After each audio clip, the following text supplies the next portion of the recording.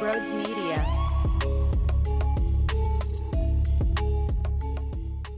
Third straight series loss.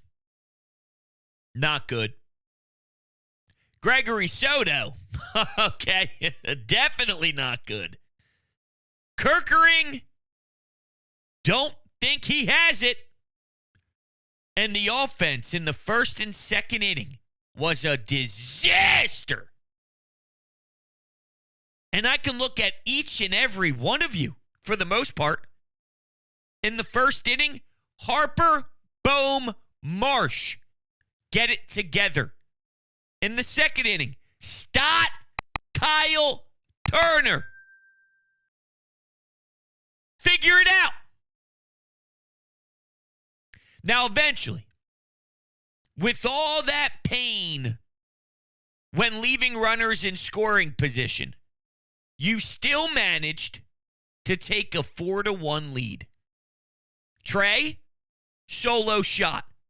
Rojas bunts it, and then Kyle Schwarber delivers with 2 RBI. And then Nicky 3 hits, gives you the 3-run lead. Win the game! Shut it down. Nola did his job, and what a ridiculous effort to get out of some crazy jams. Runners on the corners. How about a huge double play? Bases loaded in the 6th. No runs cross home plate. Nola did a filthy job dancing around some traffic. How ironic, the 1 run he allowed in his 6 innings pitched was a solo shot with all of the numbers that were on bases. I mean, seriously. First and third, bases loaded. All of that he manages to slide on by without any damage. But a solo shot will inevitably be sprinkled in there when Aaron Nola gets the start. Couple of walks, 3 walks, little strange, but I saw a disgusting, and I mean maybe even his best changeup ever on display. Maybe he got a little pointer from one Christopher Sanchez saying, yo, dude, this is how you do it. That would normally fire me up, but on a day where you failed so miserably and there was no reason to go to Gregory Soto in the 9th, well, that's where my focus goes. When are we going to learn that Gregory Soto is a terrible option late in the game? He's not just getting beat, right? Like missing his spot, maybe, and it's a little bit over the heart of the plate. No, I mean, he's throwing it 75 feet wide and drilling the backstop. You know? Clearly overwhelmed and overmatched in the moment. It doesn't really matter to me what he did in Detroit at one particular time in his career. And even someone that has acknowledged that there was a stretch where he wasn't too putrid. It wasn't the 9th. It wasn't with the game on the line. For whatever reason, it doesn't work. And I think Rob is getting way too deep into his damn lefty-righty top of the lineup thoughts instead of just simplifying the game and realizing currently built, Jeff Hoffman gets the 9th. And yeah, I get it. You got to get to the 9th. And if you have to use Soto, maybe in the 7th or maybe in the 8th, you lose the lead then, and then the 9th is totally different. I got you. I know. But what they keep doing is worrying about the top of the lineup. And, hey, there's some lefties here that we want. And Hoffman, now he's pitching in the 8th and grabbing the bottom of the lineup. I'll take Soto at the bottom of the lineup. He stinks right now. So let's give him a better chance to succeed by pitching against lesser opponents and lesser bats. Hoffman has good numbers against lefties. It's not like he is a bum as a right-handed pitcher when lefties are in the batter's box. They hit under 200. So why doesn't that come into effect, Rob? Here's what Rob had to say on Gregory Soto. He said he's just not attacking the zone like he was in those 10 to 11 outings before these last two. So I'll sit down and talk with him and make sure he's still got his confidence level and then he has the ability to throw the ball through the zone to get some people out. Well, yeah, no shit, he doesn't have any confidence. I mean, he's reaching back and throwing the ball over the catcher's head, 75 feet left. It's a mess. Now, I got hit with this on Twitter when I shared my displeasure with the move by Rob. What else do you want him to do?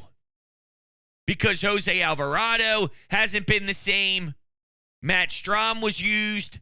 Hoffman was used. So basically pointing out that there will be somebody you don't like that gets the nod because Sir Anthony has not been very good. Who else is left in there? The Ruizes and the Martes of the world would never be an option. Kerkering has failed lately and doesn't look like he's got the stones right now for the moment. So where do you look? And I think it's simple for me. And I even said this while realizing that Soto's getting the 9th. You want the answer? First off, you find a way to make it Hoffman in the 9th and go from there. But if we're taking the same path that Rob did, and here's the 9th, it's not even close to me. Jose Alvarado, even with this ugliness that we've gotten, is 90 times better than Gregory Soto in the 9th. It'll probably be shaky. He's not fully back yet. We still have to work on rebuilding him. So clearly there's going to be a major emphasis on the deadline at getting a big acquisition for the pen because this has just been terrible. But even this broken down Jose Alvarado is way higher on my list than Gregory Soto. And I mean that. Now, I heard from Jason Stark that don't even consider the big bat. That's not what the Phils are doing. And there was once a time where the right-handed bat in the outfield was the inevitable, you have to go out and snag it. Well, it seems like the focus is way more now on bullpen.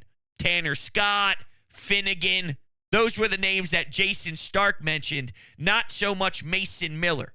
So for him to have all the juicy information and for him to be talking to a lot of people involved in Major League Baseball, especially knowing that there's a lot of rumors surrounding one of the best closers in the game, Mason Miller, and also referencing that the Phillies are all in to go help the pen and not bring up Mason Miller.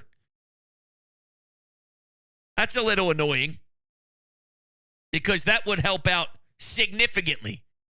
That would be a pretty heavy move where teams around the league go, damn, look what the Phillies just got. You thought they were tough now. And they still do feel that way, by the way, even through these 3 straight series losses. You add him, and that 9th is lockdown. You don't lose this game. Well, actually, I'm sorry. It was 4-4. I've glossed over the fact that Brandon Marsh misses the ball out in left center field and alligator arms it because he's worried to run into the wall. Now let's dive deeper. Why was he worried to run into the wall? Didn't look healthy to me. Now this goes one of two ways. Either the Phillies got to recognize that something isn't right with him and pull him from the game prior to that even going down, or if they're giving him the nod to play, then there's no excuses and you're out there, go make the damn catch. Now, this is what I don't like about the Phils. If they know that someone is going to have diarrhea in 4 days, they'll say, we're just being precautionary because I think he's going to shit his pants soon. That's how soft they are when it comes to not having guys play when they probably should play and all this stuff. I mean, come on, man. They're always treating them like babies because the ability to keep them upright is their number one goal. And that should be, but they take it so far to the extreme majority of the time. If they allowed him to play and he was banged up like that and it costed you multiple runs, a 3-run lead, that's a disgrace.